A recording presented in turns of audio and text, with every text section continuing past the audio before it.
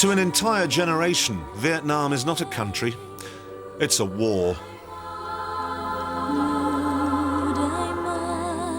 It's images like these which spring to mind when we think about Vietnam, people struggling to get out of Saigon.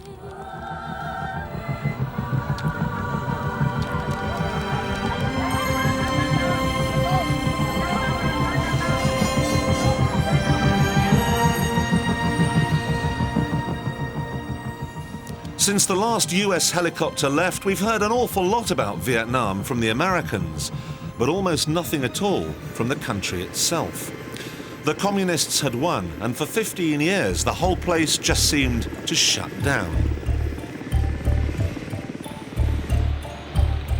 Today, it's opening up again.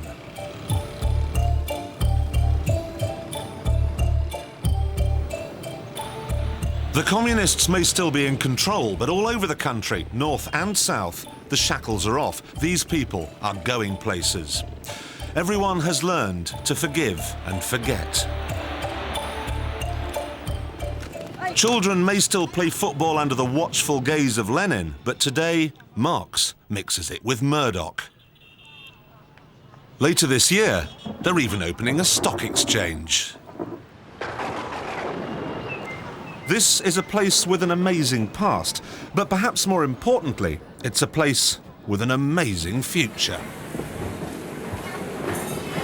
Before they sent the Americans packing, they'd inserted a very large rocket-shaped flea in the French's ear. And then a couple of years ago, the Russians upped and left.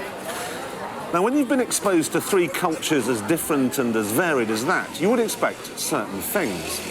You'd expect them, for instance, to start opening restaurants in bus stations, which they do. You'd expect the food to be a right old hodgepodge, sort of nouvelle cuisine cabbage burgers every night, but on that one, you'd be wrong. The food here is a sensation. The cars they drive, however, are not. This Russian Jeep, known in Vietnam as the common car, has an engine, but it's hard to say what sort. Certainly, if you're after refinement or power, you're better off with one of these. If it's a diesel, it's very rough indeed. If it's petrol, it should be taken outside and shot. No trial, no last breakfast, and no flowers, please. It's also fantastically badly equipped. You get a horn, which is fair enough because that's vital in Vietnam. But that is it. Hold on a minute, I'm just going to put my seatbelt on. Oh. I'm just going to slide it into fifth. No, fourth's good. Fourth's fine, no problem. I'll tell you what I will do, I will just put my seat back. You can't. No matter, I'll get the windows down.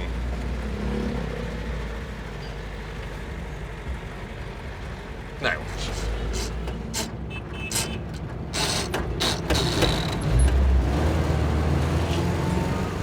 It's the worst car in the world by miles.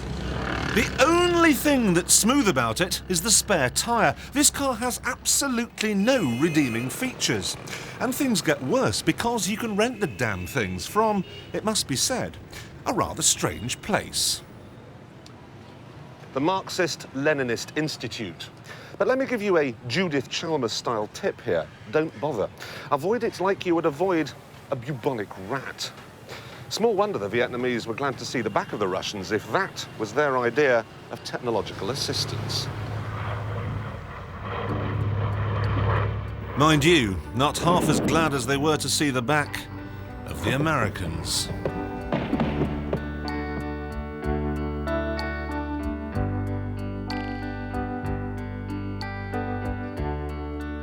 When your day is long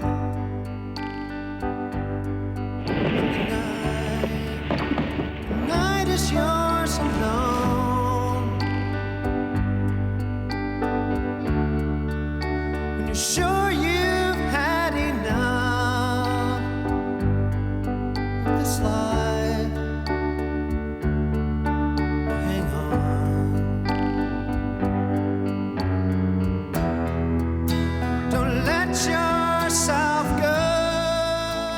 America left Vietnam with a lot of scars, but at least in a panic to get out, they did leave some cars. In the countryside, the ox cart is still king of the road, but in town it's different. 300 years ago, this was a Chevrolet. The original American engine gave up the ghost a long time ago, but rather than simply scrap the car, it's been replaced with a diesel of indeterminate age and origin. I suspect it may have come out of some old air conditioning unit somewhere. Now, by Western standards, the transplant, it has to be said, is not a particularly successful one. But in Vietnam, the car still moves, and that's good enough. Because there's rather less power than the designer envisaged, the suspension has been replaced ingeniously with scaffolding poles. Sadly, the modifications don't stop there. You may have noticed that I'm a little cramped, but this is because the original four-seater layout has been modified somewhat so that it can accommodate up to 20. The only problem I've got is that to change gear, I have to lean out. I don't get my foot on the clutch, change gear, and shut the door again. Oh, I don't know if that's going to catch on. Oh dear. So what about the French? They ran Vietnam for years. What traces have they left behind? Well, in Hanoi particularly, there's some beautiful buildings. There's a certain sense of style, and anyone who's tried to cross the road in Paris will feel quite at home here.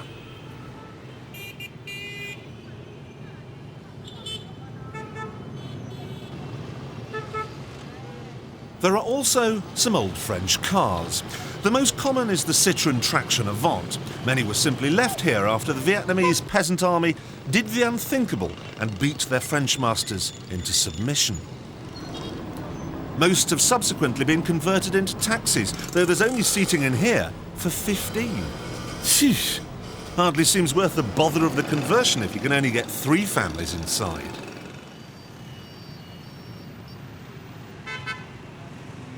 The first time we saw a Renault Dauphin, there was a great deal of pointing and wanting to go to the lavatory with excitement.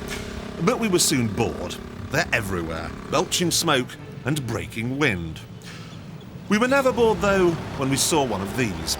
It could almost have been designed specifically for the leafy boulevards and avenues of Saigon.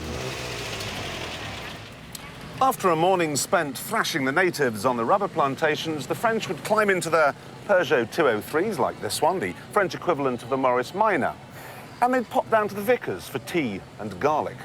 It was all just too agreeable. For the French, anyway.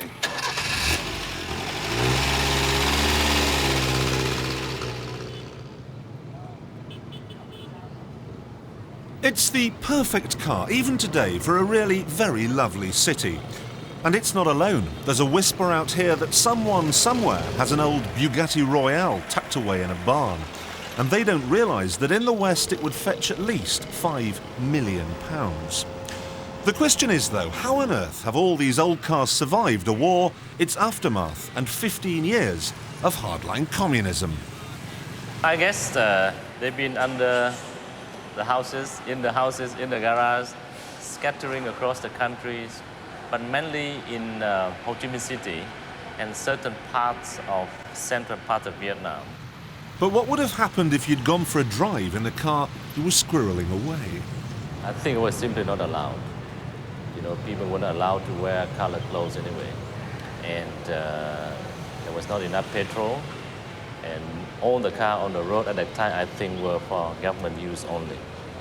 The fact that we had 15 years of those cars being put away somewhere, not used and not touched, makes our life of restoring it easier. The moment of truth for a lost country. The enemy literally at the gates of the presidential palace.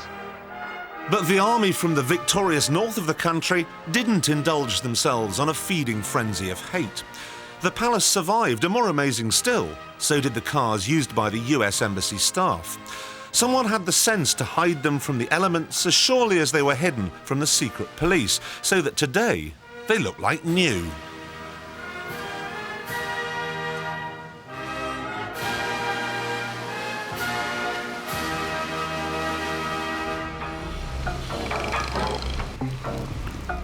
The Vietnamese are not, it seems, a wasteful people. They recycle everything. There are no scrapyards here. Nothing is ever simply thrown away. Remember, a teacher here earns £30 a month, but even if he could afford new spare parts, he wouldn't exactly be tripping over stores selling oil filters for a 1956 Renault.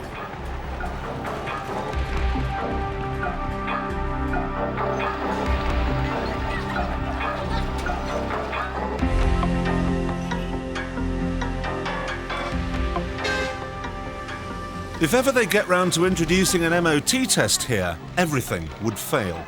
Because everything was designed by Mr. Heath, Mr. Robinson, Mad Max, or Wurzel Gummidge. If you have one engine, at night it powers your house. On market days it goes in your truck, and at all other times it slots in your tractor. And if you think the transport is primitive, just wait till you see the traffic laws. In Vietnam, you can be an official, a government-appointed human indicator.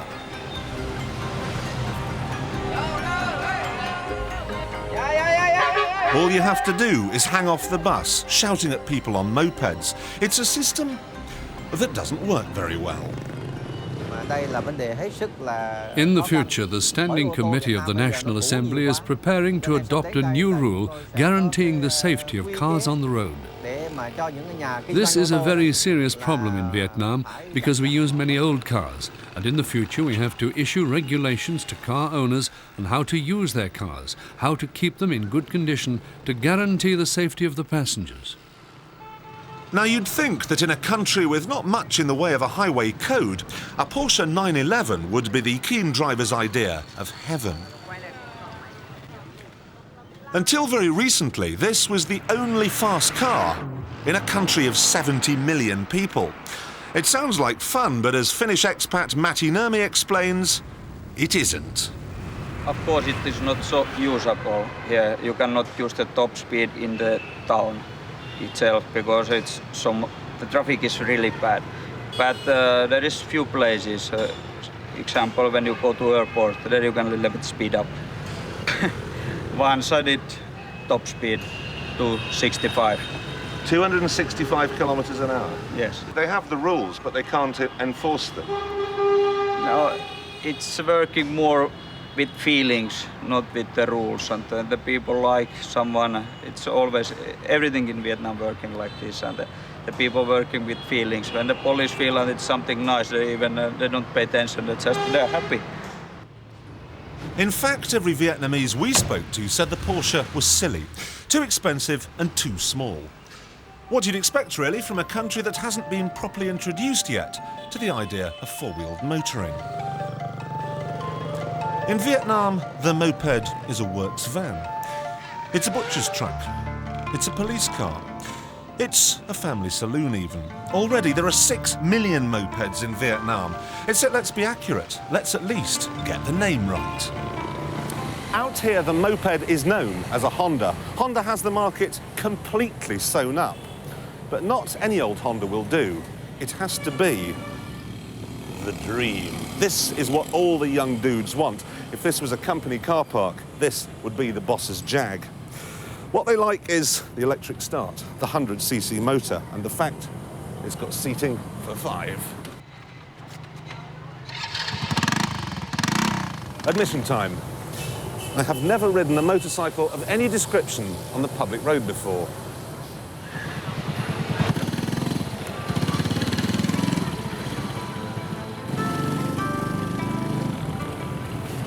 That is a morale booster. It's actually not too bad. Once I'd mastered the bike and discovered that you can ride on whichever side of the road takes your fancy, I became only mildly terrified. You need to remember that while traffic lights are only advisory here, people have paid £2,000 for their dreams and they'll do anything they can to avoid a crash. They also avoid taking a test and wearing any form of protective clothing. The law says you have to wear a crash helmet, but the law also says that all bars and restaurants must close at 11:30. And I didn't get in last night till 4 a.m. Small wonder they call these people the Italians of Asia. You can buy lots of things at the side of the road, busts of Ho Chi Minh, dead dogs, you name it. But you see if you can find a petrol station.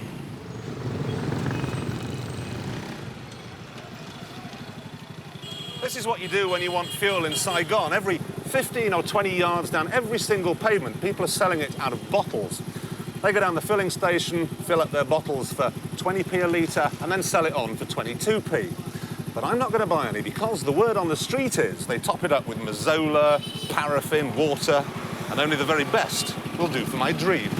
But the plasticky reliability of the dream is not for everyone.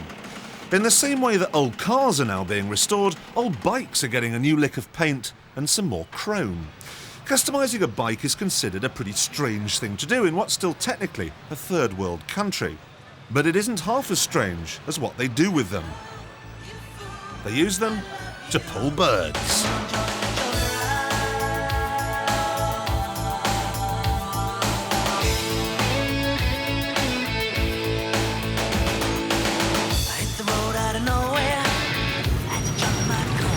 And then, on a Sunday night, everyone under the age of 20 gets onto their hogs and goes for a spin. It's a time for flirting. It's a time for having fun.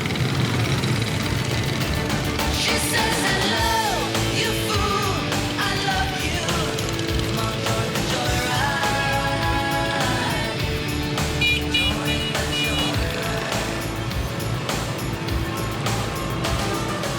The most popular choice for the so-called Viet Q, people who left Vietnam in the 70s but are now coming back, is the Lambretta.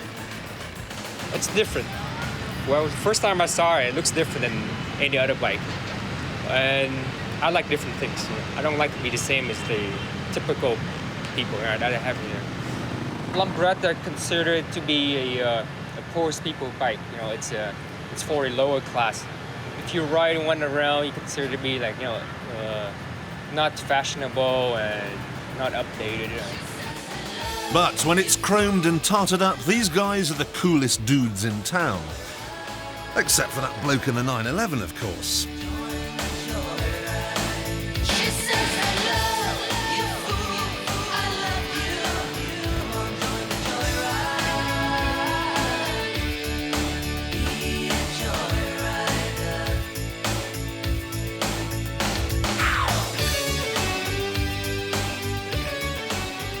Now, mopeds are all very well, whether they're Hondas or Lambrettas, but for me, this, the Cyclo, is quite simply the best form of transport I have ever found anywhere in the world. It's elegance personified, and it must be said, quiet too. But for the engine, Dith Pram back there, it's not so good. Frankly, he doesn't want to spend the rest of his days wheeling big noses around for 50 cents an hour. He has seen what's happened in Thailand. The government has seen what's happened in Thailand and Taiwan and Korea and every other country in Southeast Asia. The Vietnamese have had a look at what they've got and unsurprisingly decided they want to leave the Middle Ages and help themselves to a slice of the action. Tourism, of course, is one answer. But the trouble is, at the moment, the only sort of people who are coming to Vietnam are the hearty backpackers, bearded Australian vegetarians who come here for a month, spend $32, and the only souvenir they go home with is a bout of diarrhea. What Vietnam needs are the big spenders. The sort of people who want ice machines on every street corner, subterranean swimming pools, hot and cold running satellite television. They want the impossible. They want to gaze upon a 13th century vista from a 21st century hotel balcony.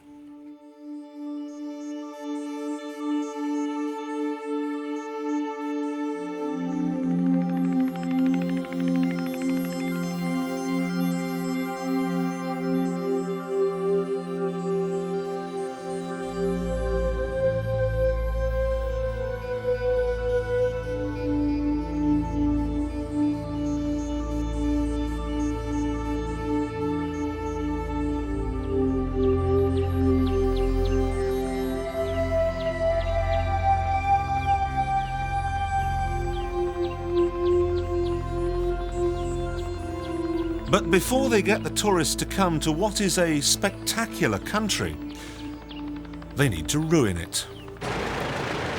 And they are doing. Hotels are popping up like mushrooms after a summer shower. And new roads are being built too, but not for cars. Vietnam is hoping to succeed where the rest of the world has failed. They want to get people off their bikes, not into cars, but onto the buses.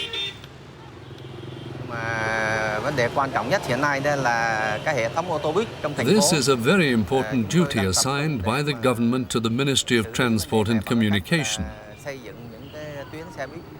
We have a plan to build bus lanes so that by the year 2000 we hope to convert 40 to 50% of the cyclists and motorcyclists to bus passengers and to limit, step by step, the number of cycles and motorcycles driving on the road.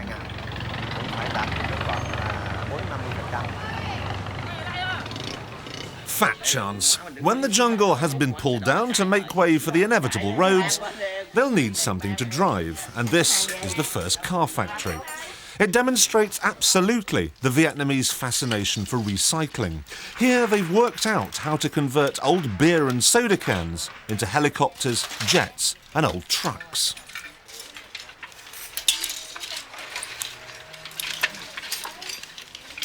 It's all very clever, but you can't help wondering whether this remarkable ability qualifies them to build the real thing, to take on Japan and Germany. Nevertheless, they're going to give it a go. It's embryonic right now, but Vietnam is getting itself a car industry.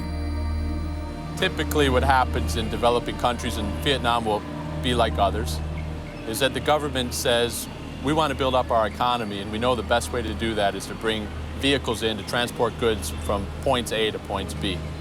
So in the very first phase, they opt for imports from overseas, but they quickly realize that money's going out the door.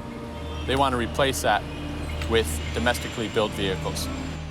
Already, Fiat, Renault, Mazda and Mitsubishi have set up joint venture projects, exporting kits which are nailed together in Vietnam.